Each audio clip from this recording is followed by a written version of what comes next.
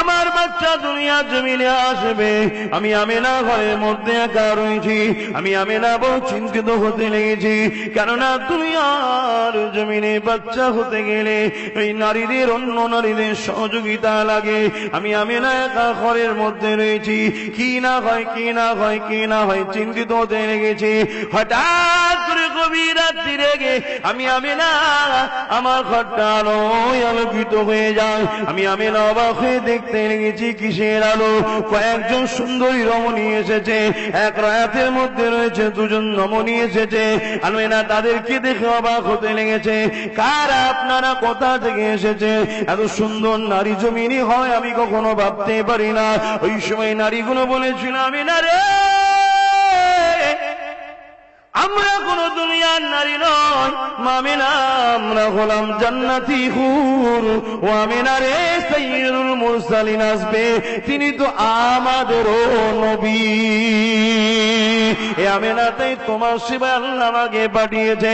তারা সেবা করতে লেগেছে। আম্মা আমিনা বলতে লেগেছে, এমন করে ফজরের সময় এসে যায়, আস্তে আস্তে সময় আসতে লেগেছে। আমার চোখটা একটু জুড়ে গেছে।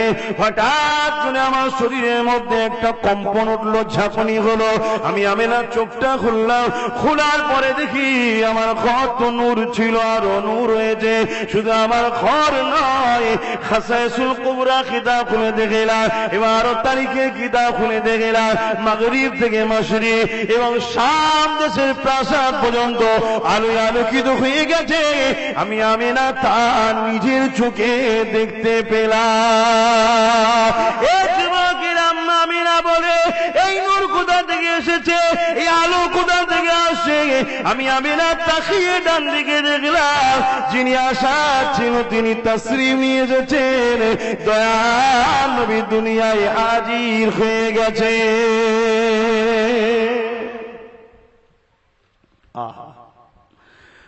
অথচ আল্লাহ নবী শিশুবেলার জিন্দেগিটা কেমন ছিল? নবী আমার দুনিয়া জমিনে আসছেন, আম্মা জানের গর্ভে তখন ছিলেন 6 মাস তখন বয়স। দুনিয়া জমিনে আসার আগে আব্বা জান দুনিয়া জমিন থেকে চলে গেলেন। জীবনে কোনদিন নবী আমার আব্বা জানের কোলে উঠার ময়া, যে ভালোবাসা, সেটা পেলেন না। এত কষ্টের জিন্দেগি। আবার দুনিয়ার জমিনে আসলেন। আসার কিছুদিন পরেই সেখানকার প্রথা অনুযায়ী তখন দুধমা হালিমার কোলে চলে যেতে হলো। আম্মা আমিনার কোলে বেশি দিন থাকা হলো না। যদিও বা ঘরে ফিরে আসলেন, কিছুদিন যেতে না যেতে আব্বার মাজারের কাছে যাবার ফিরে আসার পথে আম্মা জান হযরতে আমিনা ইন্তেকাল হয়ে গেলেন। বাবার মা হারা ইতিম সেই নবী আমার ছোটবেলা থেকে কখনো কোনদিন কারোর উপর জুলুম করেন না, কখনো কারো সঙ্গে মিথ্যা কথা বলে না, কখনো কোনো মন্দ কাজকে সাপোর্ট করে না, আর কখনো কোনো মানুষ বিপদে পড়লে, কষ্ট দেখলে আরে নবী পাকে শিশুবেলা তো নবী ছিলেন, নবীর নূরে দিলটা সঙ্গে সঙ্গে কেঁদে উঠত।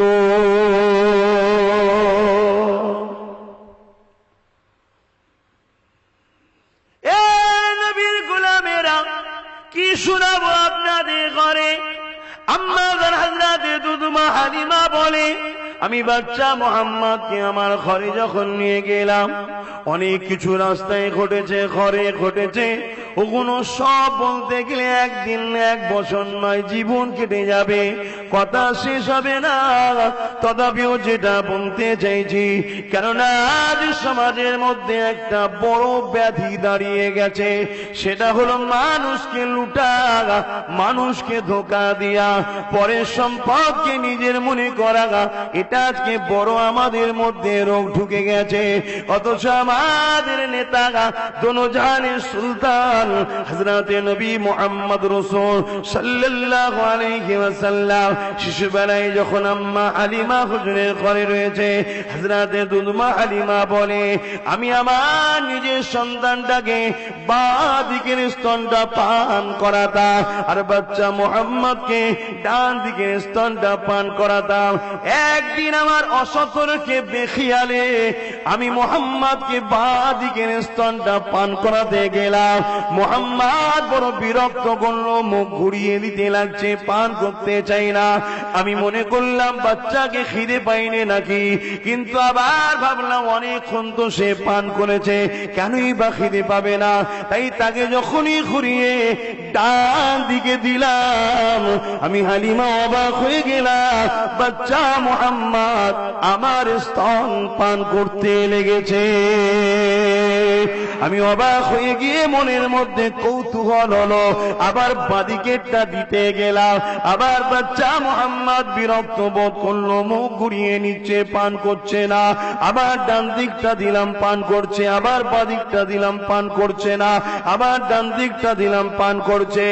এ নবীর উম্মতেরা, তোমার আমার নেতা বুঝিয়ে দিল, মা আল্লাহ পাকের কুদরতি সিস্টেম অনুযায়ী আমি দুনিয়া জমিনে আস্তে আস্তে বড় হব, কিন্তু আমি নবী সেদিন ছিলাম যেদিনে জমিন ছিল না, আসমান ছিল না, চাঁদ ছিল না, সূর্য ছিল না, আদম ছিল না। সেই দিনও আমি নবী, আজ নবী। নবীরা এসেছে হক দিতে, কারো হক মারতে নয়। মা সম্পদ তোমার পান করলে আমার জন্য হারাম হবে না, কিন্তু তথাপিও আমার ভাই যেটা পান করে ওটা আমি মুহাম্মদ পান করে ভাইয়ের হক মারব না।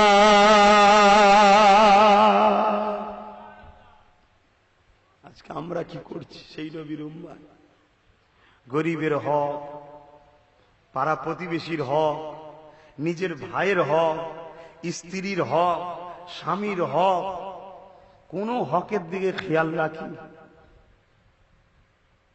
আচ্ছা, হক্কুন নাস আল্লাহ বলছে আমি মাফ করব না, সব মাফ করে দেবো। আর শিশুবেলা থেকে, কিন্তু সেদিন পান করাটা হারাম ছিল না, নিষেধ ছিল না। তার সম্পদ তো হালিমা, তিনি তার সম্পদ পান করাচ্ছে, তারই বাচ্চাকে।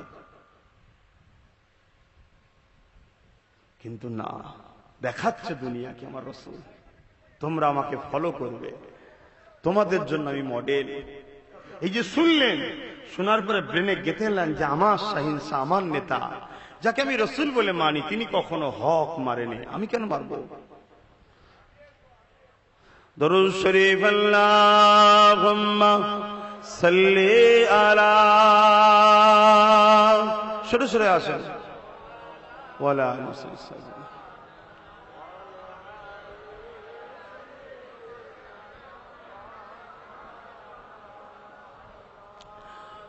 ও গো মামিনা, তোমার কোরে ঘরে রহমত খোদার পরে জোরে জোরে, বলুন না সুবহানাল্লাহ। দুনিয়ায় তো বহুত মা এসেছে, আসছে, আসবে। আমেনার মতো মা দ্বিতীয় কে এসেছে না আসবে?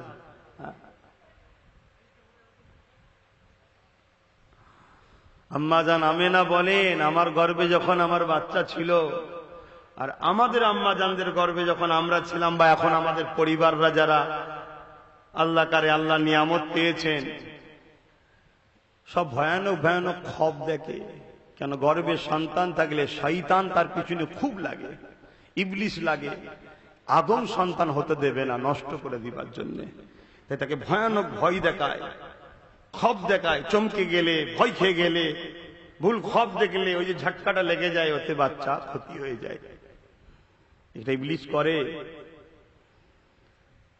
আর আম্মা জান আমেনা বলছেন, আহা, আমার বাচ্চা যখন আমার গর্ভে ছিল, এক একদিন এক একটা নবী আলাইহিমুস সালাম এবং তিনার পরিবাররা আমাকে মুবারকবাদ, ওয়েলকাম, স্বাগতম জানাত, আর বলতাম, না তুমি বড় ধন্য নারী। জোরে বলুন সুবহানাল্লাহ। শুধু এটা নয়, আম্মা জান আমেনা বলছেন, একদিন আমি দুপুরে ঘুমিয়েছিলাম, আমি ঘুমিয়ে খবের মধ্যে দেখছি আমার ঘরে এক যুবক এসেছে, বড় সুটান চেহারাওয়ালা যুবক। আমি একটু ঘাবড়ে গিয়ে ঘুমটা ভেঙে গেল।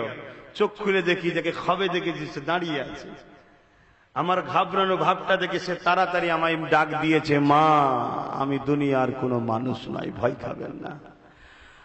আমি মহান রব্বুল আলামিনের পক্ষ থেকে মেসেজ নিয়ে এসেছি, খুশির সংবাদ নিয়ে এসেছি। আমেনা, আল্লাহ জানিয়ে দিয়েছে তোমার গর্ভে যে বাচ্চা আছে যেন কষ্ট না পায়, খেয়াল রাখতে বলেছে। জোরে বলুন সুবহানাল্লাহ। অতএব কাজ কাম বুঝে টুঝে বাচ্চাকে লেগে না যায়। আমেনা, আপনি জানেন আপনার গর্ভে কে আছে? আম্মা অবাক হয়ে আছে। জিবরিল বলছে, আমেনা আপনার গর্ভে দোনো জাহানের সুলতান আল্লাহর দোস্ত আছে। জোরে বলুন সুবহানাল্লাহ। শুধু তাই নয় আমেনা, এটাও শুনে রাখেন, ওই বাচ্চা আসার পরে বাচ্চার নাম কেউ রাখবে না। ও বাচ্চার নাম রাখা আছে, সিলেক্টেড আছে। ও বাচ্চার নাম মহান সৃষ্টিকর্তা আল্লাহ রেখেছে, মুহাম্মদ। জোরে বলুন সুবহানাল্লাহ। আমরা হলে আমাদের নাম আমাদের আব্বা জান, আম্মা জান, দাদু দাদি, নানা নানিরা রেখেছে, আত্মীয় স্বজনরা রেখেছে। আমার রাসূলুল্লাহর নাম আমার আল্লাহ রেখেছে। ও গো মামিনা, তোমার কোরে ঘরে রহমত খোদার পরে জোরে জোরে।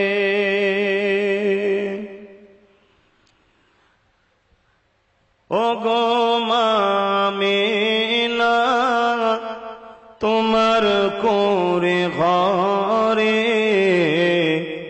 রহমত খোদার পরে জোরে জোরে।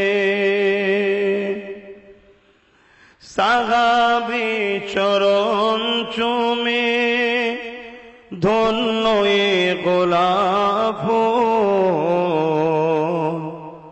নামটি তাহার মাখা মুহাম্মদ রাসূলুল্লাহ। আল্লাহুম্মা সাল্লি আলা মাওলানা মুহাম্মদ ওয়া আলা আলি সাইয়্যিদিনা।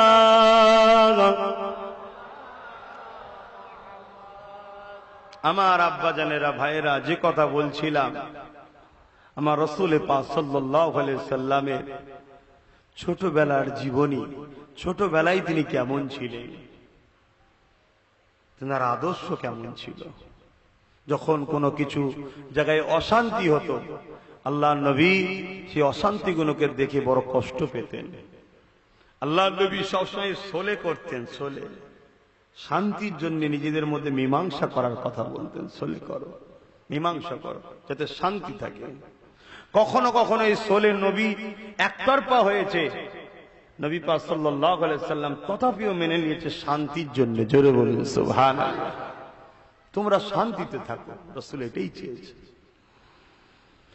আম্মা জানামেনা তিনি বলতে লেগেছেন, আমার বাচ্চা যখন আমার গর্ভে ছিল, এ নওজওয়ান তরুণেরা, এ নবী পাকের প্রেমিকেরা, আম্মা জানের শরীর মোবারক থেকে খুশবু বাইর হতো, এত খুশবু বাইর হতো সবাই অবাক হয়ে যেত। এলাকায় আলোচনা পড়ে গেল, আমিনা এই খুশবু পাই কোথা থেকে, আমিনা এই খুশবু মাকে কোথা থেকে। কেননা এলাকায় তো কোনো খুশবু এরকম পাওয়া যায় না, এটা একটা অন্যরকম খুশবু। এই খুশবু দুনিয়ায় থাকতে পারে, জমিনে পাওয়া যায় আমাদের কোনো ধারণা নাই। বড় বড় মহারাজা তারাও আলোচনা সব দিকে সরিয়ে যাচ্ছে, এ খুশবু কোথা থেকে আসছে। আসছে। এ যুবকেরা, তরুণেরা, কিছু মহিলারা আম্মা জান আমেনাকে একদিন জিজ্ঞাসা করলে, এ মা আমেনা রে, খুশবু তুমি পাও কোথা থেকে? আম্মা আমেনা নিজের জবান মোবারক থেকে, নিজের মুখ থেকে থুতুটা জমিনে নিক্ষেপ করলো। দেখো দেখো, শুধু শরীর থেকে নয়, থুতুতেও খুশবু বাইর হয়, সঙ্গে সঙ্গে ভরভর করে খুশবু বাইর হয়ে যায়। আম্মা আমেনা বলতে লেগেছে, এ দুনিয়ার মানুষের খুশবু আমার নয়, এ খুশবু হলো আমার পেটে যিনি রয়েছে তেনার খুশবু।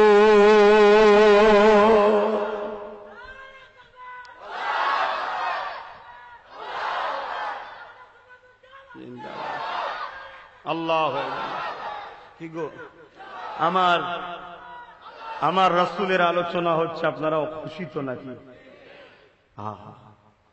দুনিয়ায় কত মানুষ এসে কতজনের প্রশংসা করে, আমার নেতা এই, আমার নেতা ওই, আমার নেতা ওই, আমার নেতা ওই। এ যুবক, আমার আব্বা জান, আম্মা জান, বোনেরা, 100 কেন, স্বয়ং আল্লাহ সার্টিফিকেট দিচ্ছে, ইন্নাকা লাআলা খুলুকিন আযীম। আমার সৃষ্টি কায়নাতের মধ্যে সবথেকে নিখুঁত সুন্দর চরিত্রবান সেটা হলো মুহাম্মদ রাসূল। জোরে বলুন সুবহানাল্লাহ। সেই নেতার কথা শুনে কি আমরা খুশি নয়? যে যারটা নিয়ে থাক না বাবা, যে যারটা নিয়ে থাক, কিন্তু তারা যদি তাদের এইগুলো নিয়ে খুশি হয়, আমরা কেন এত নিখুঁতটা গেলে খুশি হব না? যিনি জিনার সম্বন্ধে সৃষ্টিকর্তা সার্টিফিকেট দিচ্ছে।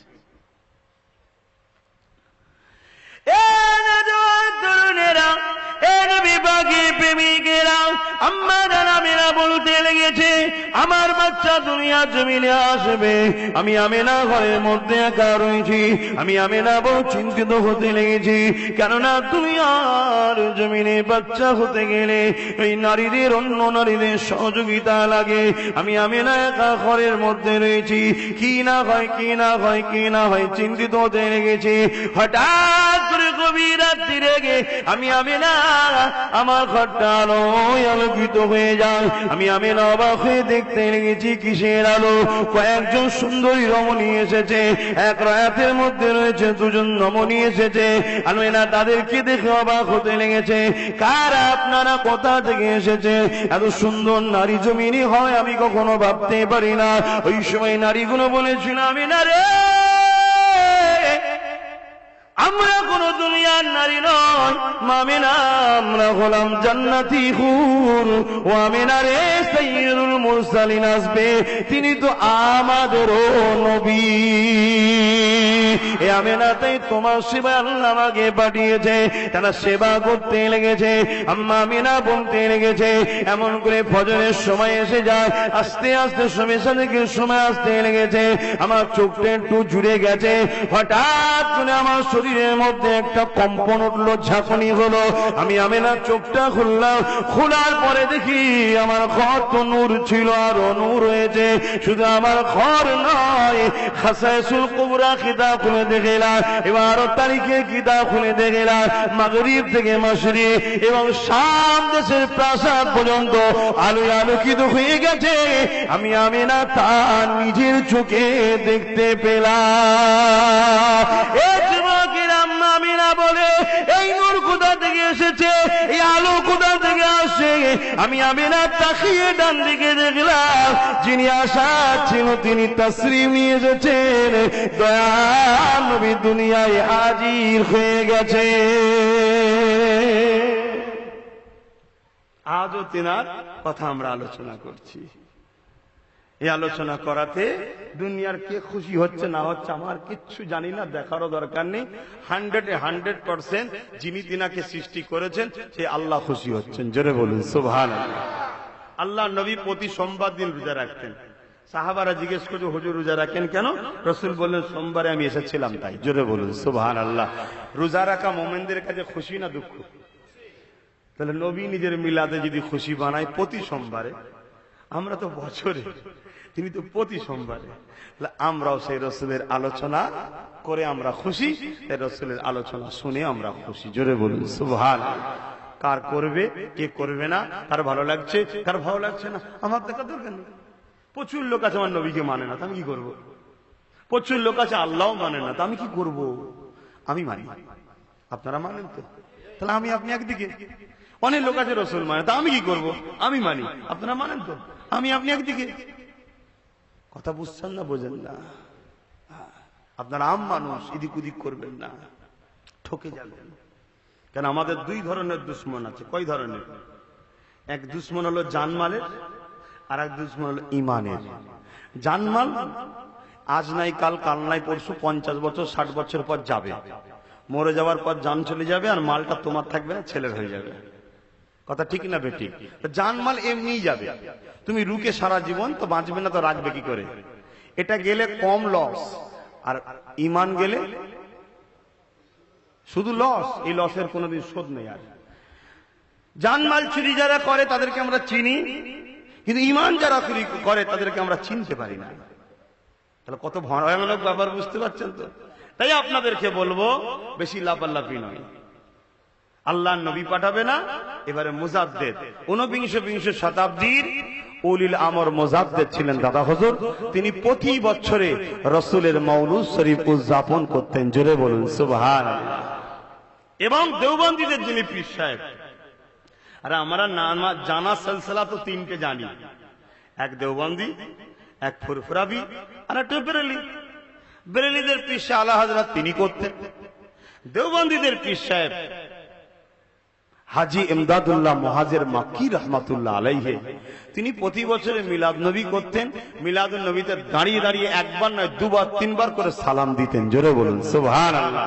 আর ফুরফুরা দাদা হুজুরও করতেন। তাহলে বাকি রইল আর কারা? তাহলে এখন যদি কেউ করতে না চায় তার ব্যাপার, কিন্তু আমি করব, আমাকে রুকার অধিকার কারো নাই। রুখতে গেলেই সমস্যা বাড়বে, ঠিক না বেটি? তুমি করুনি, করতে হবে না, যেখানে খুশি যাও না বাবা। এই দুনিয়ায় লোক ভাত শাক সবজি খাচ্ছে না এখন, এই দুনিয়ায় লোক উল্টো পাল্টা জিনিস খাচ্ছে, সবই আপনারা জানেন। তা তার ভালো লাগে যে খানা বাবা, খেয়ে কি হবে? রোগ বাড়বে না কমবে সে তুই বুঝে নিবি কোন। কিন্তু আমরা বাবা ভাত ডাল শাক সবজি খাবো কেন? আমাদের জন্য আমাদের মালিক হালাল করে আমরা খাচ্ছি, খাবো। ঠিক আছে, এই দুনিয়ায় অনেক লোক অনেক কিছু করে, করছে, করুক না, কিন্তু আমার প্রেমে আঘাত তুমি দিও না, আমার প্রেমের বিষয় তুমি মাথা মারতে চাও না, ঠিক না বে? ঠিক। জাগাছেন আমি আবার ফিরে যাই আমার নবী পাকের দিকে। এ যুবকেরা, তরুণেরা, আল্লাহ নবী সূর্যবেলা থেকে সর্বসময় নবী আমার এই অন্যায় দেখলে ব্যতীত হতো, দুঃখ কষ্ট করে কাঁদতে লাগতে, জুলুম দেখলে নবী আমার ব্যতীত হতো, নারীগুলোর উপরে অত্যাচার হতো, নবী আমার ব্যতীত হতো। 40টা বছর যখন বয়স হয়ে যায়, আল্লাহ পাক ওই সময় নবী পাককে জানিয়ে দেন, দোস্ত যে কাজের জন্য তোমায় পাঠিয়েছি ওই কাজটা এবারে শুরু করে দাও। কেন? তোমাকে তো চাকরির লেটার অনেক আগেই দিয়ে দিয়েছি, কিন্তু কাজের জয়েন্ট এবারে করো। অনেকে ধারণা 40 বছর বয়সে নবী নবুয়াত পেয়েছে, নাউজুবিল্লাহ বলেন। একটু বলবেন না সবাই? আপনাদেরও ধারণা কি? আপনাদেরও ধারণা নাকি? আপনাদের ধারণা নবী 40 বছর বয়সে নবুয়াত পেয়েছে, ধারণা নাকি? তাহলে আপনারা জোরে বলেন নাউজুবিল্লাহ। আরে চাকরি পার্মানেন্ট হয়ে গেছে অনেক আগে, জয়েন্ট কাজ শুরু করছে 40 বছর বয়সে। কথা বুঝতে পারছেন? 40 বছর বয়সে শুরু করছে।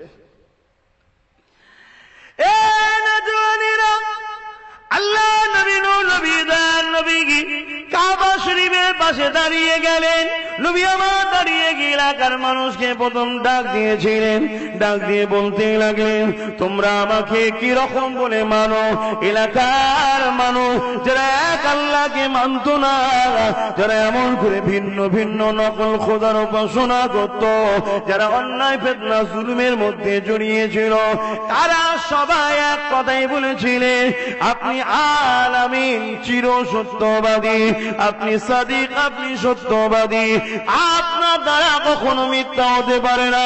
কেন? 40 বছর ধরে আপনাকে দেখছি, কখনো কাউকে আপনি ঠকাননি, কখনো কাউকে আপনি কষ্ট দেননি, কখনো কারোর উপরে আপনি মিথ্যা কথা বলেননি, কখনো কারোর সঙ্গে প্রতারণা করেননি, কখনো কারো কোনো কষ্ট দেখলে তাকে সহযোগিতা করতে সর্বসময় আপনার মুখে ভালো ভালো পরামর্শ পেয়েছি, তাই আপনি সাদিক আল আমিন, সত্যবাদী। কারা বলছে যারা এক আল্লাহ মানত, বড় দুঃখ করে বলি আজ এক আল্লাহ মান্য দাবিদার এমন বেরিয়েছে, তারা বলে নাকি নবীর মিথ্যা হওয়া সম্ভব থাকতে পারে। বলুন নাউযুবিল্লাহ মিন জালিক। এই রকম ভাইরাস দুনিয়ার জমিনে বেরিয়েছে, তাই আগে থেকে আপনাদেরকে সতর্ক করে দিয়ে যায়, দাড়িটার নাম ঈমান নয়, দাড়িটার নাম হলো সুন্নাত, টুপিটার নাম ঈমান নয়, টুপিটার নাম হলো সুন্নাত। অর্থাৎ ঈমানের মধ্যে দাড়ি, ঈমানের মধ্যে টুপি, নামাজের নাম ঈমান নয়, এটা ঈমানের মধ্যে নামাজ। রোজার নাম ঈমান নয়, ঈমানের মধ্যে রোজা। হজের নাম ঈমান নয়, ঈমানের মধ্যে হজ। সংসার করার নাম ঈমান নয়, ঈমানের মধ্যে সংসার করা। দান করাটা ঈমান নয়, ঈমানের মধ্যে দান করা। তাহলে ঈমানটা কি? ঈমানটা দুটো জিনিসের উপরে দাঁড়িয়ে আছে। মন দিয়ে শোনেন, ঈমান বাঁচান, ঈমান বাঁচান। ঈমান যদি বাঁচাতে পারেন, যদিও পাপী হয়ে যান, আল্লাহ পাকের জাহান্নাম খেটে খেটে একদিন না একদিন নাজাত পেয়ে যাবে। আর আল্লাহ যদি দয়ার নজরে একবার দেখে নাই, বেড়া পার হয়ে যাবে। ঈমান যদি না থাকে, নাজাত কোনোদিন মিলবে না। ঈমানটা দুটো জিনিসের উপরে দাঁড়িয়ে আছে। কি কি? নবী পাকের প্রেম, আর নবী পাকের রসুল বলে প্রেম করা, আর নবীকে রসুল বলে জেনে আদব করা।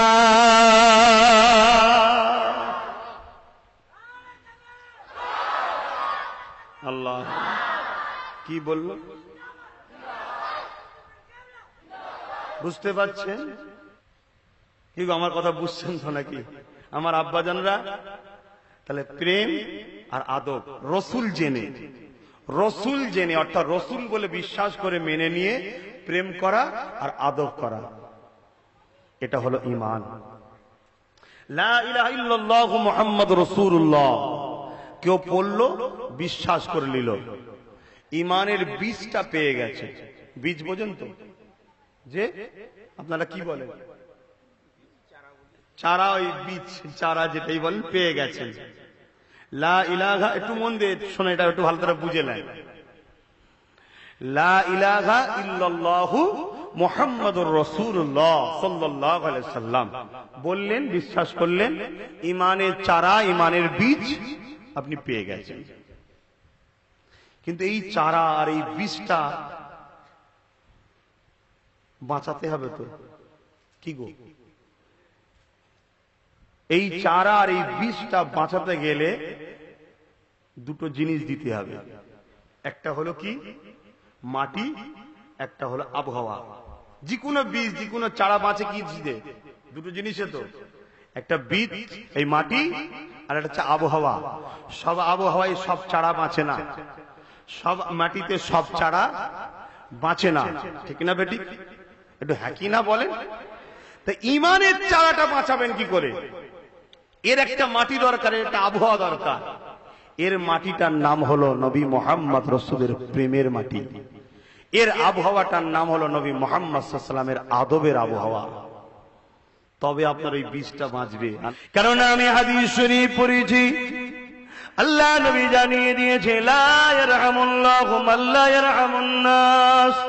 যে মানুষকে ভালোবাসে না, তার উপরে আল্লাহ দয়া হবে না।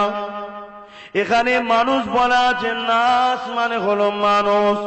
লা ইয়ারহামুল্লাহু, কখনো সে আল্লাহর রহমত পাবে না। মান লা ইয়ারহামুন নাস, মানুষকে যে না ভালোবাসে। মান লা ইয়ারহামুল মুসলিম নাই, মুসলিমিন নাই। এখানে নাস রয়েছে আরবি কথা, যার বাংলা মানে হলো মানুষ। মুসলিম হোক, হিন্দু হোক, দলিত হোক, শিখ হোক, পাঞ্জাবি হোক, যেই হোক, মানুষকে যে ভালোবাসবে না, আল্লাহ দয়া সে পাবে না। আর মানুষকে যে ভালোবাসবে, আল্লাহ পাকের দয়া সে পেয়ে যাবে।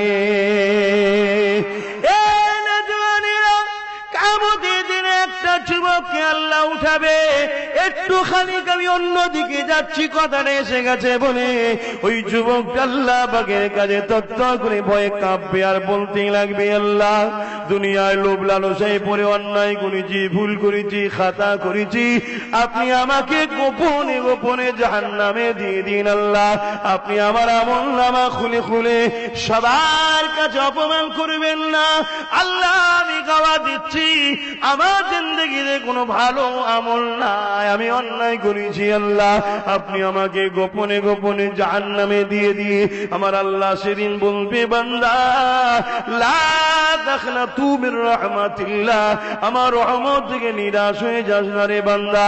ওই সময় আল্লাহ তার আমলনামাকে কুদরতি নজরে দেখবে, দেখতে দেখতে দেখা যাবে একটা ভালো কাজ বেরিয়েছে, যে ভালো কাজটা দেখে আল্লাহ কুদরতি আশা সেদিন হাসবে, রহমতের দরিয়া জোশ মেরে দেবে, মেরে দিয়ে বলবে, বান্দা তোর একটা ভালো কাজ পেয়েছি যেটা আমার বড় পছন্দ হয়েছে রে বান্দা, এত পছন্দ হয়ে গেছে তোর বাকি জীবনের গুনাহগুলোকে চেপে দিলাম, লুকিয়ে দিলাম, কাউকে জানাবো না, যা বান্দা আমি তোকে খুশি জান্নাত দিয়ে দিলাম।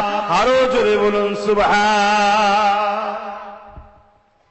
কি আমল আল্লাহ নবীকে বলেছে, নবী সাহাবাদের বলেছে, সাহাবারা যুগে যুগে যুগে যুগে ইমাম মুস্তাদ থেকে আমরা পেয়েছি। কি আমল? প্রচন্ড গরমের সময়, বলবো না থাকবে, যুবকরা শুনছো তো, ভালো কাজ করো। প্রচন্ড গরমের সময় রাস্তা দিয়ে যাচ্ছিল, দেখছি একটা জায়গায় একটা পশু জন্তু বাঁধা আছে, কোন লোকের বেঁধে দিয়ে গেছে, হয়তো ছায়া ছিল, পরে রোদ এসে গেছে, সেই রোদের গরমে পশুটার জিভটা বেরিয়ে গেছে, পিপাসায় কাতর হয়ে গেছে, চোখ দিয়ে পশুটার পানি ঝরছে, এই গুনাহগার পাপী বান্দাটার দিকে মায়া হয়ে গেছে, খুলেছে, ছাই বেঁধেছে, পানি পান করিয়েছে। আল্লাহ বলছে, হাই রে আমার বান্দা, আমার দিয়া দয়া নিয়ে আমার সৃষ্টির উপর তুই দয়া দেখাতে পারলি, আমি দয়ার মালিক, তোর উপর দয়া দেখাতে পারি না, আজকে বিপদে পড়েছিস, যা জান্নাতে। জোরে বলুন সুবহানাল্লাহ। এখন আপনারা সেদিন মিছিল করবেন নাকি? ওকে জান্নাত দিলেন কেন? জবাব চাই, জবাব চাই। আল্লাহ তার দাসকে জান্নাত দেবে, তার সৃষ্টিকে জান্নাত দেবে, কিন্তু ঈমান শর্ত। ঈমান ছাড়া তুমি যত সেবা করো আর করো, তুমি দুনিয়ায় কিন্তু তার ফল পেয়ে যাবে, তোমাকে আল্লাহ দিয়ে দেবে দুনিয়ায়। যেমন অনেক ঈমান নাই কিন্তু দুনিয়ায় অনেক ভালো কাজ করেছে, দেখুন তাদের বিশাল সুনাম আল্লাহ দিয়েছে, তাদের অনেক নাম ধাম আছে সমাজে, আছে না নাই? ঈমান ছাড়া জান্নাতের দরজা খুলবে না। যেমন টিকিট ভিসা ছাড়া কখনো আপনি যেতে পারবেন না অন্য দেশে, তো তার থেকেও কঠিন, ঈমান ছাড়া জান্নাতের গেট খুলবে না। আর ঈমান কি বললাম? ঈমানটা কি জিনিস বলবেন তো? বলবেন না ঈমান কি জিনিস? রসুলের প্রেম আর রসুলের আদব। প্রেমটা জানের থেকে বেশি, আদবটা সবার থেকে বেশি। কথা বুঝে আসছে? এই রসুল জেনে মোটেই ফেরেশতা জেনে নয়, মোটেই বেশাত্তিরি মানুষ, কিন্তু মানুষ মানুষ করে নয়, মোটেই আল্লাহ ভেবেও নয়, কেন তিনি আল্লাহ নয়, রসুল জেনে। কথা বুঝে আসছে? সেই স্টপিসটা, সেই মাকামটাই রসুল, সেই স্টপিস, সেই মাকাম দিতে হবে, দিয়ে তিনাকে জানের থেকে বেশি আদব ও ভালোবাসার নাম ঈমান। আমার সাথে বলুন রসুলকে, বলুন সবাই রসুলকে, জবান খুলে বলুন রসুলকে। আমার কথা কি আপনাদের মনে হচ্ছে ভুল বলছি? তাহলে একটু বলুন, রসুলকে জানের থেকে বেশি ভালোবেসে আদব করে রসুল বলে মেনে নেওয়ার নাম ঈমান। এটা মনে থাকবে। ঈমান মক্কা শরীফে গেলে 1 রেকাত নামাজ পড়লে 1 লক্ষ রেকাত নামাজের সওয়াব। বলুন সুবহানাল্লাহ। বেশক সত্য কথা, মক্কাতে আমলের বাড়াই আছে, আমলের বরকত আছে, আমলের অনেক মাকাম রয়েছে। আর মদিনা শরীফে 1 রেকাত নামাজ পড়লে 50,000 রেকাত হয়, এটাও সত্য কথা। কিন্তু মক্কায় আমলের বাড়াই আছে, আমলের বরকত আছে, আমলের মাকাম আছে, কিন্তু মদিনাতে ঈমানের হিফাজত আছে। জোরে বলুন সুবহানাল্লাহ। তাই আশিকে রাসূলরা মদিনার জন্য বেশি দিবানা। কেন? মক্কায় আল্লাহর ঘর আছে, মদিনায় আল্লাহর দোস্ত আছে। জোরে বলুন সুবহানাল্লাহ। ঘর দোস্তকে গিফট দেওয়া যায়, ঘরের জন্য দোস্ত ছাড়া যায় না। কি গো, ঠিক না বেটি? ধরুন আমার 50টা ঘর আছে, বুঝাবার জন্য বলছি। আমার বন্ধুকে 2-1টা তো ঘর আমি এমনি গিফট করতে পারি, কিন্তু আমি আরো একটা ঘর বাড়তি লিবার জন্য বন্ধুটা সেটা দেবো নাকি? তো বন্ধুকে গিফট করা যায়, একটা ঘরও গিফট করে দেওয়া যায়, কিন্তু বন্ধু ছাড়া যায় না। তো মক্কায় আল্লাহর ঘর আছে, মদিনায় আল্লাহর দোস্ত আছে। বলুন সুবহানাল্লাহ। আমার অজে আপনাদের অপছন্দ হচ্ছে তো নাকি? দেখুন ভাই, এনেছেন নবীর গোলামকে, আমি নবী নবী করবো তো। তবে যদি আমরা কোরআন দেখি, এখানে যদি কোনো ওলামা হযরত থাকেন, জানি না আমার অজে আপনার অপছন্দ হচ্ছে কিনা, আপনি আলেম মানুষ, আমি মূর্খ সূর্খ মানুষ ভাই, বেশি জানি না। তবে রসুলকে ভালোবাসি, এইটুকুই আমার ভাড়ায় আছে ভাই। যদি বলেন যে ভালোবাসায় কি চলে যাবে, আমার জ্ঞানে যতটুকু পেয়েছি ভালোবাসাতে বেড়া পার হওয়া যায় ইনশাআল্লাহ। জোরে বলুন সুবহানাল্লাহ। কেন? বুখারী মুসলিম খুললে দেখা যায় এক ব্যক্তি নবীর কাছে এসেছে, দিন ইসলাম শিখেছে, অর্থাৎ ইসলাম ধর্মকে কবুল করেছে। যখন সে ইসলামে ছিল না, সে মদ খেত, শরাব খেত। তার রাসূলের হাতে হাত দিয়েছে, ইমানের কলেমা পড়েছে। নবী সব ব্যাড খারাপ রিপোর্ট গুলো সব জিজ্ঞেস করে বলেছে, এটা করবেন, এটা করবেন, এটা করবেন, সব বলেছে। মদটা খেতেও মানা করেছে। নেশা এমন একটা জিনিস, কোরআনেও কিন্তু নেশাটাকে একদিনে আল্লাহ বন্ধ করে দেয়নি, অনেকবার আয়াত নাজিল করে করে আস্তে আস্তে আস্তে আস্তে বন্ধ করেছে। কারণ জানেন নেশা মানুষ বেখিয়ালও খেয়ে ফেলে। ডাইরেক্ট যদি আমি হারাম করে দিই, আল্লাহও জানেন যে বান্দা ইচ্ছা না থাকলেও বেখিয়ালে খেয়ে ফেলবে।